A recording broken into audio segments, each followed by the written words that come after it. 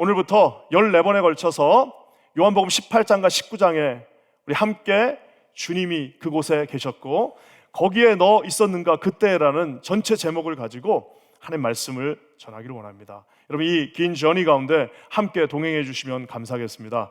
제가 지난주에 정말 오래된 대학 때 친구를 만났습니다. 그래서 친구를 만나서 이런저런 얘기를 했는데, 우리가 20살 때 그 언방에 그 당시에 한국에서 유행했던 이런 인형극 틀이 있었습니다. 그래서 그 인형극을 이렇게 위로 올려서 하는 그 인형극을 하면서 전라도도 가고 부산도 가고 하면서 그 이제 교회들, 작은 이제 농어촌 교회들 섬겼던 기억이 납니다. 그 친구를 진짜 거의 25년 만에 같이 만난 겁니다. 그래갖고 이런저런 이야기를 하는데, 야, 우리 인천에서 있었던 정말 재밌었던 이야기가 생각났습니다. 인천의 한 교회에서 초청을 받아서 이제 인형극을 하는데, 인형극이라는 게 별게 아닙니다. 그냥 아이를 이제 꼬시기 위해서 마귀가 가는 건데, 그래서 이 아이를 이렇게 하나님의 품에 있는 아이를 이 마귀가 꼬시려고 하는 겁니다. 그러니까 이제 이 마귀가 나타나서, 제가 이제 마귀를 역할을 했는데, 이렇게 손에 잡고, 그리고 나서 이제 이 마귀가 이제 이렇게 얘기합니다. 이 아이를 뺏어갈 거야. 그러면 이제 아이들이, 앞에 있는 아이들이 완전히 몰입해가지고 그럴 수 없어, 막 안 돼, 그래요. 그러면 이 아이 내 거야. 그러면 아니야, 하나님 거야. 막 애들이 그럽니다. 그래서 이걸 막 몇 번 하다가 아이들 이제 더 자극하기 위해서 이런 주사기에다 물을 넣어가지고, 에이, 침이나 받아라 하고 침을 탁 뱉으면서 이제 이 주사기에 있는 물을 쫙 쏘는 거예요. 보통 곳에서는 그냥 그러고 넘어갔는데, 이 인천에서 어떤 애가 갑자기 앞으로 튀어나오더니 주먹으로 마귀를 이렇게 때린 거예요. 근데 제가 그 앞에 이러고 이제 여기서 이제 요 입에서 이렇게 나가야 되니까 거기 이제 이러고 있다가 이렇게 쐈는데, 제가 얼굴에 맞고 뿔테 안경이 부러져 버렸어요. 그래서 저는 까먹고 있었는데 그 친구가 증언해 줬습니다. 야, 이게 몰입이라는 게 이런 겁니다. 그냥 그곳에 완전히 자기가 몰입돼서 이 마귀로부터 이 친구를 자기가 절대로 놓쳐서는 안 돼요. 이 친구가 마귀로부터 가는 거를 자기가 막아야겠다고 해갖고 이 아이는 이제 나와서 주먹으로 친 거예요.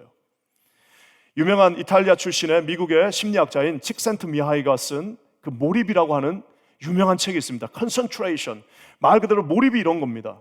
자기가 생각하는 것, 자기가 목표한 것, 그리고 자기가 행동하는 것이 완전히 일치될 때, 이 칙센트미하이가 말하는 것처럼 진짜 그 가장 효과적인 그 몰입하면서 그것을 자기가 이룰 수 있다라는 그 유명한 긍정 심리학자입니다. 저는 오늘 여러분들을 바로 이러한 자리로, 앞으로 14번의 설교의 자리로 여러분을 끌고 가고 싶습니다. 십자가 서 있는 바로 그곳에 예수님께서 오늘 18장, 19장, 불과 2장밖에 되지 않지만 21시간 동안에 있었던 그 모든 예수 그리스도의 마지막 21시간을 여러분들 다 모시고 갔으면 좋겠습니다. 예수 그리스도가 흐르는 그 피가 여러분이 직접 볼 수 있는 피가 되었으면 좋겠고, 예수님을 못 박는 그 망치 소리가 여러분의 귀에 들렸으면 좋겠고, 예수 그리스도를 배신했던 그 가룟 유다의 앞에 저와 여러분이 한번 얼쩡거려 봤으면 좋겠습니다. 예수 그리스도가 돌아가신 것이 그저 성경에 나와 있는 하나의 그냥 이야기가 아니라, 그 스토리는 just 스토리가 A 스토리가 아니라 그 스토리는 the story, the my 스토리가 되시는 여러분 14일 시간이 되기를 주의 이름으로 간절히 축원합니다. 사랑하는 성도 여러분, 예수님이 돌아가신 것이 누구의 죄냐라는 것을 신학자들이 묻습니다. 로마 사람들의 죄다, 유대인들의 죄다 하지만 정답은 저와 여러분의 죄입니다. 배신한 유다의 모습 속에서 내 자신을 볼 수 있어야 합니다. 도망친 제자들의 그 비굴한 모습 속에서 내 자신의 비굴한 모습 볼 수 있어야 됩니다. 우리가 생각할 땐 가야바, 빌라도, 이 헤롯 다 나쁜 사람들이라고 생각하지만 그 나쁜 사람들의 모습 속에, 그 DNA 속에 흐르고 있는 저와 여러분의 그 죄된 본성들을 볼 수 있어야 합니다. 사랑하는 성도 여러분, 그래서 어떤 면에서는 정말 누가 가장 예수님께 감사하겠습니까? 누가 예수님 앞에 가장 큰 경배를 드리겠습니까? 누가 예수님을 가장 고마워하겠습니까? 저는 여러분 두 사람이라고 생각합니다. 하나는 누구냐면은 진짜 말 그대로 예수 옆에서 바로 죽은 그 날강도 있잖아요. 예수님 바로 옆에서 죽어가는데 주님 나를 기억하세요라고 했더니 오늘 네가 나와 함께 낙원에 있으리라고 그 말을 들은 그 강도야말로 정말 하나님이 고맙지 않겠습니까?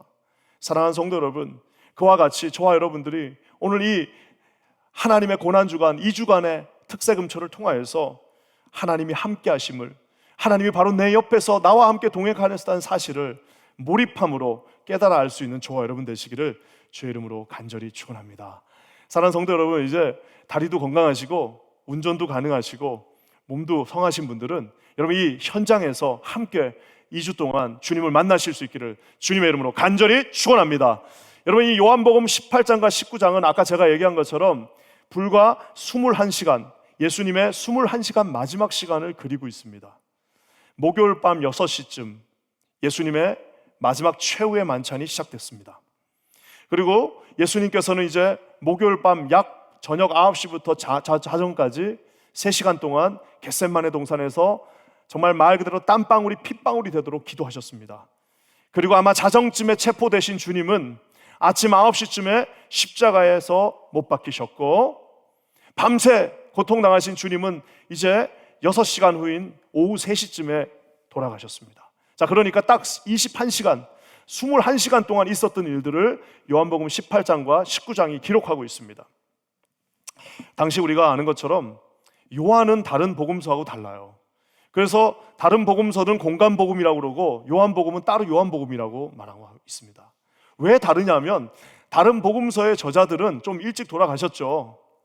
그리고 요한이야말로 90살 넘어까지 살면서 모든 사실상 신약 성경들을 다 어느 정도 볼 수 있었고, 요한이야말로 모든 헬라의 모든 것들을 다 손에 깨면서 마지막으로 그가 쓴 이 복음서가 요한복음입니다. 그래서 요한복음은 말 그대로 정말 놀라운 문학적인 장치들과 그것을 읽을 때마다 우리를 경탄으로 만들어버리는, 그냥 구약과 신약, 헬라의 모든 문화들을 다 갖다가 끌어서 하나님의 영감 어린 이 복음서가 만들어진 것을 봅니다. 보통 우리가 이 그리스 로마의 비극이라고 합니다. 비극이라고 하는 것은 사실상 희극도 있고 비극도 있지만 희극은 그렇게 쳐주지 않습니다. 그 당시에 극장에서 상영됐던 이 비극은 한 장소에서 보통 24시간 안에 있었던 일들을 잘 기록하고 있습니다. 자, 근데 오늘 우리가 읽은 이 18장에서 19장은 말 그대로 비극적 요소들을 다 가지고 있습니다. 한 영웅이 죽어가는 그 과정, 그것이 24시간 안에 이루어졌고 예루살렘이라고 하는 한 무대에서 이루어졌는데, 이것은 비극이 될 수 없습니다. 왜 비극이 될 수 없냐면 주님이 부활하셨기 때문입니다. 여러분, 이것이 비극이 될 수 없는 이유는 주님은 그곳에 매이지 않기 때문입니다. 이것은 사람들이 비극으로 인도했지만 결국 주님은 비극이 아니라 사실상 희극도 아닙니다. 왜냐하면 희극은 코미디잖아요. 웃고 끝나는 것이 아니라 구원의 역사, 만약에 이름을 짓는다면 비극도 아니요 희극도 아닌 구극이라고 해야 될 것 같아요. 구원의 극, 하나님께서 이루신 말 그대로 리뎀티브, 구원의 놀라운 역사라는 사실입니다.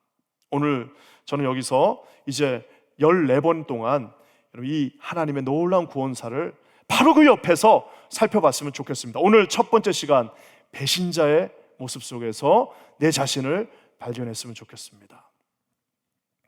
오늘 이 본문을 읽으면 우리가 그냥 읽었던 이 본문에 2개의 배신자의 모습이 등장합니다. 실상 표면적으로는 유다의 모습만 나오지만 구약 성경에 2 대표적인 배신자의 모습이 유다의 모습 속에 투영되어 나오고요, 또 이 2 장소가 함께 그 2 배신자의 그 장면에서 같이 등장하는 것을 봅니다. 저는 오늘 이 2 배신자, 2 장소를 여러분과 함께 가보기를 원합니다. 첫 번째는 누구냐면 우리 1절 말씀 한번 읽어보겠습니다. 1절을 잘 읽으면 거기 힌트가 있습니다. 다 같이 한번 읽어볼게요. 시작. 예수께서 이 말씀을 하시고 제자들과 함께 기드론 시내 건너편으로 나가시니 그곳에 동산이 있는데 제자들과 함께 들어가시니라. 첫 번째 배신의 그 그림자는 동산에 있었던 아담의 배신으로 우리가 볼 수가 있습니다. 좀 뜬금없지만 약간 알레고리컬한 해석 같지만 놀랍게도 아담에 있었던 그 에덴 동산이 우리에게 바로 연상되면서 나오는 것을 봅니다. 이것을 많은 신학자들은 동산 모티브, the motive of garden, 동산의 모티브라고 이야기하는 이유가 있습니다. 왜냐하면 아까도 얘기한 것처럼 요한은 정말 능수능란한 하나님의 사도였습니다. 창세기의 모든 그 스토리들을 끌어다가 요한복음에다가 같이 쓰고 있는 것을 봅니다. 창세기 1장 1절에 태초에 하나님이 천지를 창조하셨다고 하시는 그 말씀처럼 요한복음 1장 1절도 태초에 로고스 대신 진리의 말씀이 그곳에 함께 있었다라고 말하고 있어요. 그러니까 요한복음을 읽으면 창세기의 말씀들이 그대로 연상되면서 하나의 이 작품은 전체를 아우르면서 휘어감는 하나님의 놀라운 구속사임을 보여주고 있는데요, 요한복음의 이야기는 그래서 창세기의 렌즈를 가지고, 창세기에 있었던 그 렌즈를 가지고 우리가 바라볼 수 있는데, 이 동산을 보는 순간, 이 배신했던 동산, 유다가 배신했던 그 배신의 동산을 읽는 순간, 만약에 저와 여러분들이 성경에 능숙한 사람이라면 directly, automatically 어디예요? 창세기 2장에 있었던 아담의 배신의 동산, 에덴 동산이 연상될 수밖에 없습니다. 첫 인류 아담은 하나님이 주신 그 가장 좋은 그 아담 에덴 동산, 오늘 날씨가 좋으니까 아침에 자동차를 저기다 딱, 이제 원래는 새벽에 오니까 자동차를 요 앞에 댑니다. 그렇지만 이제 우리가 약속한 대로 바운 칼리지에다가 갖다 대야 되니까, 이제 교육자 회의가 끝나고 나면 우리 모든 교육자들이 나가서 자기 차를 바운 칼리지에다 갖다 댑니다. 저는 맨 마지막 저 끝에다 대잖아요. 대고 났더니 너무 날씨가 좋으니까, 야, 그냥 이대로 운동화만 갈아 신고 맨하탄까지 조깅하고 왔으면 좋겠다라는 생각이 확 들었습니다. 날씨만 이렇게 좋아도 이 도시에서도 기분이 좋은데, 여러분, 에덴 동산 모든 것들을 하나님께서 우리에게 선물로 주신 그곳, 어느 것 하나 부족함이 없는 그곳, 우리가 딛는 그곳에는 푹신푹신한 그 잔디들이 있는 그곳에 하나님께서 주신 최고의 장소가 이 죄인이었던 아담에 의해서, 이 마귀와 영합한 아담에 의해서 어떻게 되는 거예요? 배신의 장소로 전락하게 됩니다. 복라곤이 실라곤이 되는 순간입니다. 사랑하는 성도 여러분, 심지어 우리가 잘 아는 것처럼 누가복음과 복음서의 말씀을 보면 이 겟세마네 동산으로 추정되는 이 동산이야말로 예수님과 제자들이 가장 친밀했던 장소입니다. 우리가 맨하탄도 그렇잖아요. 관광은 다 맨하탄 오지만 잠은 다 뉴저지 아니면 뉴욕에서 잡니다. 왜 그래요? 그 안에 비싸니까. 그 당시 똑같습니다. 다 예루살렘 성 안에서 사역하고, 예루살렘 성 안에서 주님께서 가르치시고, 예루살렘 성 안에서 논쟁하셨지만 결국엔 잠은 어디서 자는 거냐? 다 나와가지고 기드론 골짜기 넘어가지고 이 동산 겟세마네 가서 주무셨다는 겁니다. 여러분, 거기서 어떤 일들이 있었을까요? 주님이 모닥불 피워놓고 제자들이 묻습니다. 예수님, 아까 그 무슨 뜻이에요? 아, 그거는 말이야, 이렇게 돼서 이렇게 된 거야. 그거 몰랐어? 주님이 또 묻습니다. 야, 우리 심심하니까 우리 말뚝박기나 한번 할까? 6대6 먹고, 그래서 말뚝박기도 하고 오징어 달구지도 하고 거기서 불 펴놓고 밥도 먹고 하는 그 장소가 바로 이 동산이었습니다. 예수님과 제자들이 가장 친밀했던 그곳에 놀랍게도 오늘 유다는 그곳을 배신의 장소로 사용합니다. 놀라운 사실은 인간은 배신하고, 인간은 하나님을 떠나고, 인간은 하나님을 이용하지만 하나님은 자기의 길을 가십니다. 놀랍게도 이 동산의 모티브, 그래서 요한은 계속해서 동산을 사용하는데, 우리가 잘 아는 것처럼 아까 제가 얘기한 것처럼 겟세마네 동산도 동산입니다. 예수님이 체포되신 장소도 동산이었습니다. 심지어 못 박히신 장소도 동산이라고 표현하고 있습니다. 장사되어지신 곳도 동산입니다. 부활하신 것도 동산이라고 정확하게 말하고 있습니다. 심지어는 마리아가 그래서 부활하신 예수님이 동산지기인가라고 착각할 정도로 계속해서 동산을 그곳에 집어넣으면서 오늘 요한은 우리에게 계속해서 강조하고 있습니다. 이 배신의 동산은, 인간은 배신하고 인간은 그곳을 떠났을 수 있어도 주님은 그 배신의 동산마저도 하나님이 약속하신 구원의 동산으로 만드실 수 있다는 사실입니다. 첫 번째 동산 에덴은 그 하나님이 주신 생명과 선물을 사망과 마귀의 동산으로 바꿔버렸습니다. 하지만 그곳에 엉겅퀴와 그곳에 가시덤불이 있었던 그 동산을 오늘 주님께서는 두 번째 아담이 되어서 이 땅에 오셔서 어떻게 해요? 다시 생명의 동산으로, 구원의 동산으로 그곳에 십자가를 세우시면서 그곳에서 자신의 보혈을 흘리시면서 그 동산을 다시 복라곤으로 바꾸시는 놀라운 역사를 보게 됩니다. 사랑하는 성도 여러분, 오늘 이 자리에 계신 분들, 여러분의 삶의 동산들 메스업 되신 분들이 있죠. 여러분 삶의 동산, 주님 떠나서 메스업 되신 분들이 있을 겁니다. 여러분, 그렇게 하나님 앞에 그 동산에 있고 싶었지만 그 동산이 인간의 얄팍한 그 수와, 인간의 얄팍한 그 손놀림, 인간의 얄팍한 그 입술을 통하여서 다 회파되어 버린 분들 계실 것입니다. 오늘 주님 앞에 다시 돌아오는 역사 있기를 주님의 이름으로 간절히 축원합니다. 아무리 주님 앞에 범죄했다 할지라도, 아무리 주님 앞에 배신했다 할지라도, 아무리 주님을 버리고 떠났다 할지라도, 사랑하는 성도 여러분, 주님이 계신 그 동산에 들어오는 순간 약속의 구원을 받으시는 저와 여러분 되시기를 주님의 이름으로 간절히 축원합니다. 첫 번째 아담은 실패했지만 두 번째 아담 예수 그리스도는 실패하지 않으셨습니다. 두 번째 아담 예수는 우리에게 생명을 주셨습니다. 첫 번째 아담은 우리에게 죽음을 주었지만 두 번째 아담 예수는 우리에게 생명과 부활과 참 기쁨과 이 찬란한 태양과 영원한 생명을 선물로 주셨습니다. 주신 그 선물을 아멘으로 화답하시는 저와 여러분 되시길 주의 이름으로 간절히 축원합니다. 사랑하는 성도 여러분, 이렇게 유다의 그 그늘 속에는 동산에서 실패했던 아담의 모습이 보였습니다. 또 한 가지, 오늘 1절 말씀 한번 더 읽으면 또 다른 장소가 그곳에 나옵니다. 우리 한번 다시 한번 읽어볼게요. 시작. 예수께서 이 말씀을 하시고 제자들과 함께 기드론 시내 건너편으로 나가시니, 기드론 시내가 중요한 겁니다. 기드론 시내로 나갔다라고 얘기하고 있습니다. 또 다른 배신의 냄새가 저 기드론 시내에서 슬금슬금 나옵니다. 누구죠? 여러분, 기드론 시내를 나가신 분은 또 하나 있습니다. 예수님만 거기를 나간 게 아니에요. 우리가 잘 아는 것처럼 사무엘 하에 노년의 다윗이 그곳을 눈물을 흘리면서 그곳으로 도망갑니다.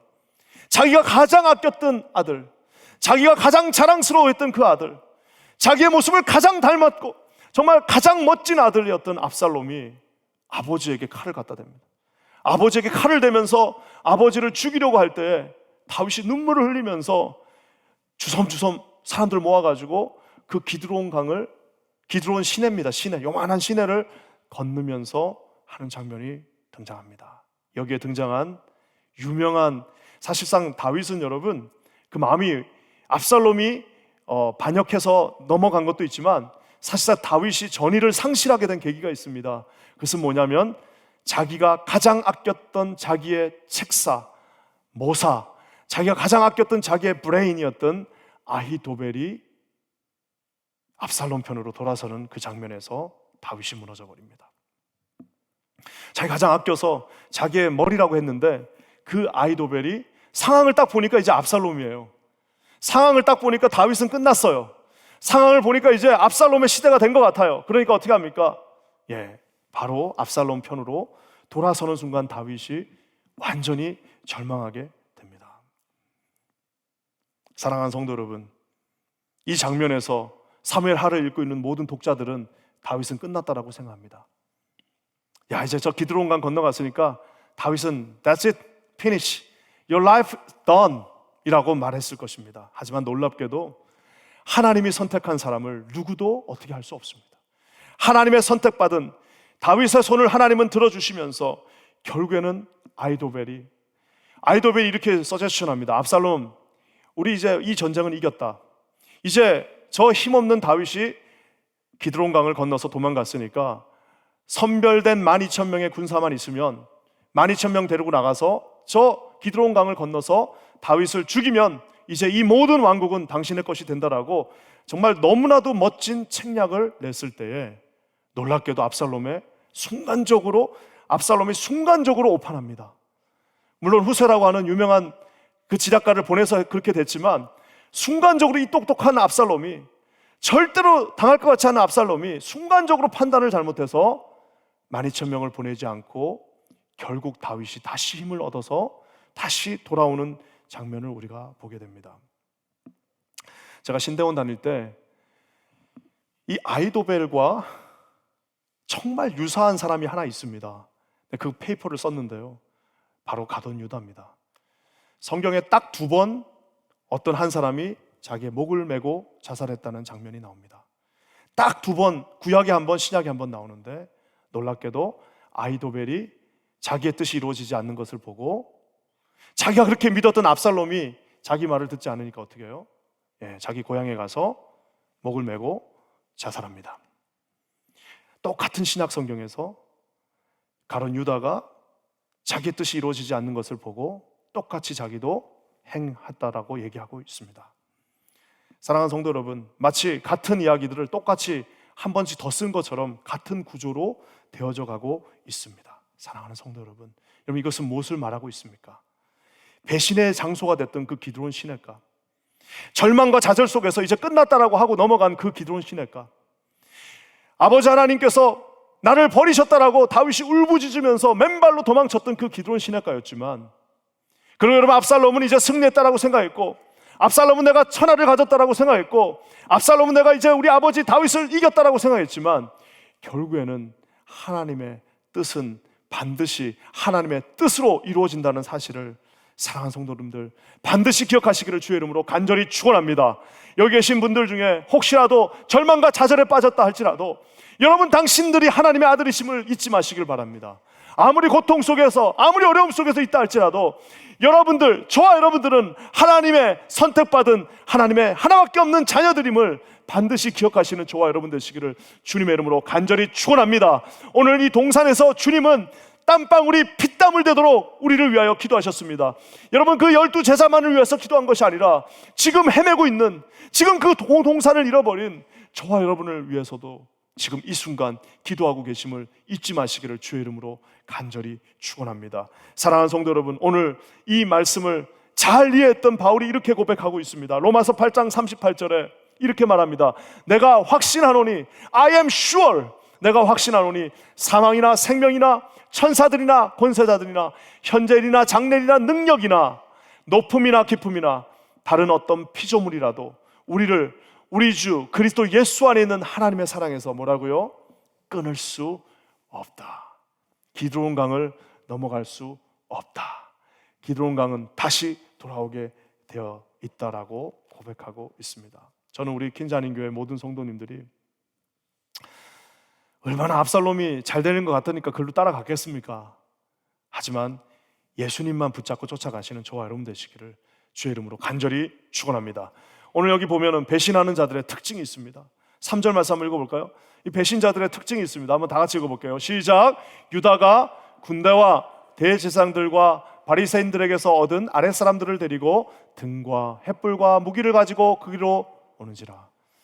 이 배신자들은 오늘 여기 보면 군대가 나오는데 이 로마의 일개 중대 정도를 보시면 됩니다. 200명에서 600명인데 제일 적게 해서 200명이라고 칩시다. 예수님, 그 선량한 예수님, 그 입에서 항상 하나님의 말씀만 나오는 그 예수님을 잡으려고 로마군 200명을 동원했습니다. 제가 저번에도 한번 얘기한 거죠. 로마군 200명은 일반 그냥 그 뭐라고 할까요? 이 이방인 군대 한 2,000명하고 맞먹는 숫자입니다. 로마군 200명 정규군을 동원한 것도 모자라서 바리새인들에게서 얻은 아랫사람들까지 데려왔다고.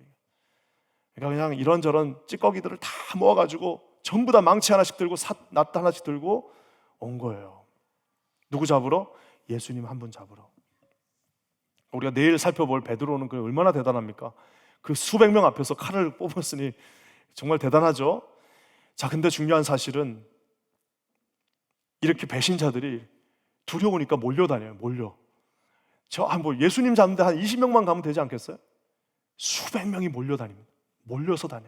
몰려서 뭐 없나? 몰려서 뭐 잡을 거 없나라고 하고 몰려다니는 그 모습을 보게 됩니다. 재밌는 사실은 여기에 횃불이 등장합니다. 참 이거야말로 요한이 은근슬쩍 집어넣은 정말 아이러니 중에 대아이러니입니다. 왜냐? 예수님이 뭐라고 말씀하세요? 내가 곧 이 세상의 빛이다라고 말씀하셨습니다. 그 칠흑 같은 어둠 속에서 횃불 하나 들고 예수님 잡으려고, 근데 그 예수님이 누구예요? 태양보다 더 밝으신 이 세상을 밝혀주시는 예수 그리스도, 빛 대신 주님을 잡으려고 횃불 하나 들고 지금 예수님 어디 있냐 하고 결국엔 자기들이 잡는 것도 아니에요. 자기들이 누군지도 모릅니다. 내가 예수다라고 말씀해 주셔서 잡혀가셨어요. 그들이 잡은 것도 아닙니다. 그들은 넘어졌습니다. 내가 잡혀줄게 하고 잡혀주신 것입니다. 사랑하는 성도 여러분, 우리는 많은 경우에 이 횃불 하나 들고 예수님 한번 이겨보려고 합니다. 횃불 하나 들고 예수님 한번 넘어서 한번 가보려고 합니다. 횃불 하나 들고 내가 군대만 있으면, 내 힘만 있으면, 내 지혜만 있으면 예수님 밟고 넘어서서 내가 한번 몸을 해볼 거라고 생각합니다. 사랑하는 성도 여러분, 횃불 수명 제가 한번 찾아봤습니다. 30분도 안 됩니다. 30분도 안 되는 그 횃불 하나 들고 예수 앞에 서 있는, 정말 그 우람한 T-35 탱크 앞에 서 있는 자전거 한 대 들고 차가지고 내가 그거 한번 이겨볼 거라고 하는 거하고 비교도 되지 않습니다. 저는 우리 킹자님교회 모든 성도들이 예수님의 그 권위 앞에 순종하시는 저와 여러분 되시기를 주의 이름으로 간절히 축원합니다. 오늘 이런 놀라운 일들이 있으니까 어떻게 됩니까? 6절 말씀 한번 읽어볼까요? 6절이에요. 시작. 예수께서 그들에게 내가 그니라 하실 때에 그들이 물러가서 땅에 엎드러지느니라. 요란을 떨면서 왔어요. 예수님을 잡으러 왔어요. 예수님이 어디 멀리 안 가십니다. I am he. 딱 두 마디 하십니다. 내가 그다. 내가 그다라고 말씀하십니다. 여러분, 이 내가 그다라고 하는 이 말은 요한복음에 계속해서 등장합니다. 요한은 아까도 제가 얘기한 것처럼 곳곳에 숨겨놨습니다. 요한복음 4장을 한번 볼까요? 우물가의 여인 그 아무것도 모르는 여인의 입에서 이렇게 나옵니다. 한번 다 같이 읽어보겠습니다. 시작. 여자가 이르되 메시아 곧 그리스도라 하는 이가 오실 줄을 내가 아노니 그가 오시면 모든 것을 우리에게 알려주시리이다. 예수께서 이르시되 네가 말하는 내가 그라 하시니라. I am he.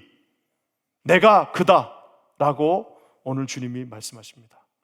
사랑하는 성도 여러분, 저 여인의 입을 통해서 누가 메시아입니까? 메시아가 오시면 다 알려주십니다. 메시아가 그리스도입니다 라고까지 말해놓더니 주님이 내가 그다라고 말씀하셨습니다. 오늘 이 칼 들고 망치 들고 횃불 들고 찾아온 그들에게 나사렛 예수가 누구냐라고 묻는 그의 질문 앞에 간단하게 내가 그다라고 말씀하십니다. 우리가 잘 아는 것처럼 내가 그다라고 하는 저 말은 우리가 잘 아는 것처럼 모세가 호렙산에서 떨기나무 속에서 계신 현존하신 예수님을, 하나님을 만났을 때 당신의 이름은 무엇입니까? 라고 물었을 때 I am who I am, 나는 스스로 있는 자다. I am he라고 말씀하신 그 주님, 그 하나님과 동일하다는 사실입니다. 그래서 여러분 보면은 진짜는 말이 별로 없어요. 제가 학교 다닐 때 태권도 1단, 2단들 태권도 단증 따고 오면 학교 시끄럽습니다. 발차기 보여준다고 회축, 그 회축이 어렸을 때는 그 멋있잖아요. 회축 보여준다고 막 이렇게 하면서 그 다 1단, 2단들이 하는 거예요. 1단, 2단들이 발차기 하면서 힘 자랑합니다. 5단, 6단 되면 그분이 태권도 한 줄도 몰라요. 나중에 알게 됩니다. 어머나, 태권도 선수셨어요? 뭐 6단밖에 안 돼요. 우리 김재성 목사님 나중에 물어보세요. 저렇게 온화하게 생기신 분이 몇 단이신가 한번 물어보세요. 1단, 2단들이 맨날 발차입니다. 4단 정도 되면 말 없어요. 5단, 6단 되면 저 사람이 태권도 한 줄도 몰라요. 여러분, 진짜 부자는 지갑이 없습니다. 그렇죠? 진짜 유명한 소설가, 작가들은요, 그냥 유명하지 않은 사람들이 자기 어디 학교 나 뭐 했고 1개월, 한 달 한 것까지 다 집어넣어놨어. 진짜 유명한 사람은 그냥 나는 작가다 이 한 말이면 끝입니다. 어설픈 사람들이 소개가 길고 자기를 증명하려고 합니다. 끊임없이 자기 존재를 증명하려고 합니다. 나 이런 사람이야. 나 횃불 들고 있어. 사랑하는 성도 여러분, 하나님은 자기 증명이 필요 없습니다. 나는 나다. 그 이름 없어. 내가 나야. 내가 니네 이름 지어줬지 니네는 내 이름을 지을 수 없어. 내가 하나님이다라고 말씀하십니다. 사랑하는 성도 여러분, 우리도 그 소개 짧습니다. 너 누구냐? 나 하나님의 자녀요. That's it. 사랑하는 성도 여러분, 오늘 주님 앞에 내가 나다라고 얘기하니까 그 앞에서 우르르 다 쓰러져 버립니다. 다 쓰러져 버리는데 놀랍게도 쓰러져도 잘 쓰러져야 돼요.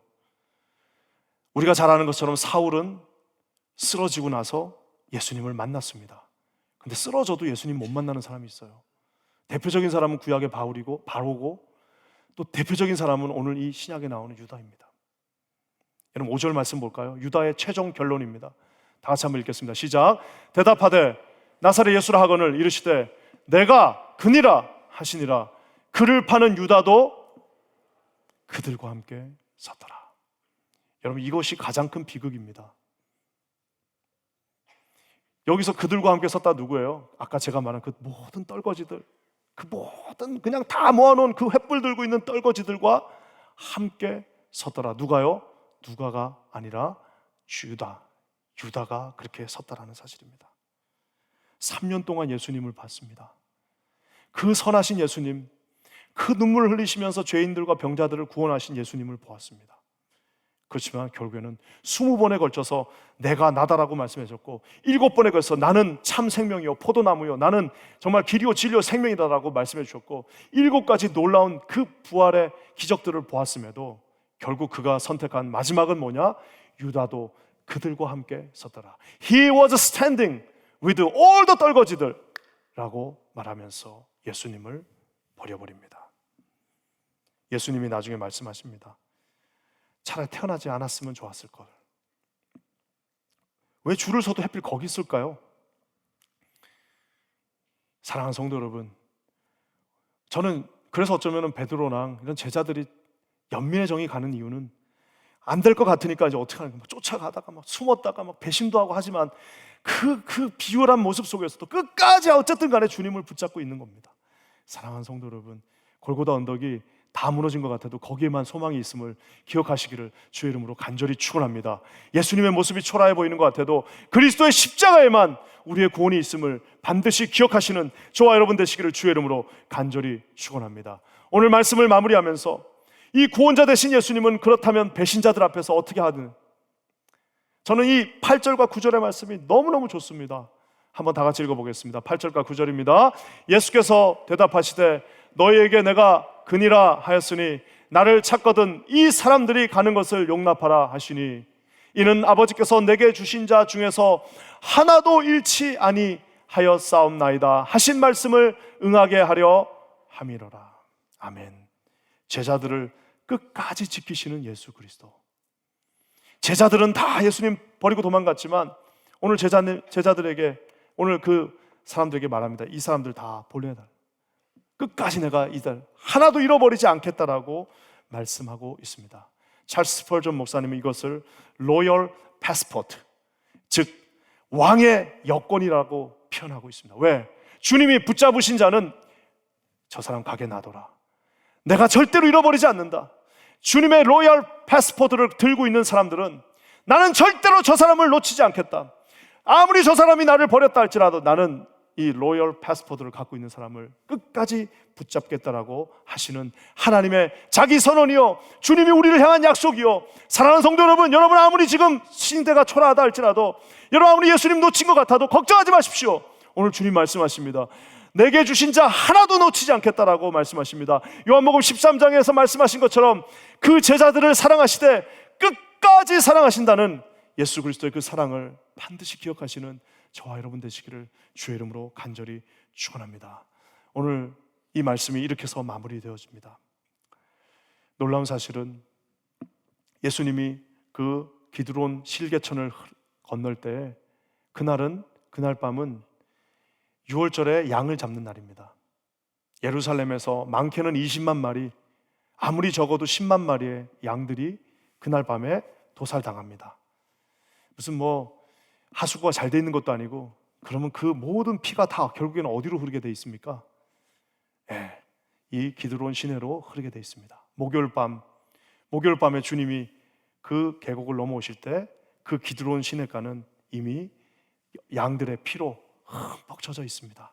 주님은 그것을 건너오시면서 선포하십니다. 더 이상 이 양들의 피는 필요 없다. 더 이상 이 양들의 피는 필요 없다. 내가 이 기드론 강을 나가면서 더 이상 양들은 필요 없다 말씀하십니다.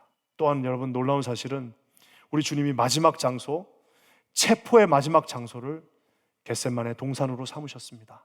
기도하던 그 장소, 제자들을 위해서 기도하던 그 장소가 예수님 고난의 첫 장소가 되었습니다.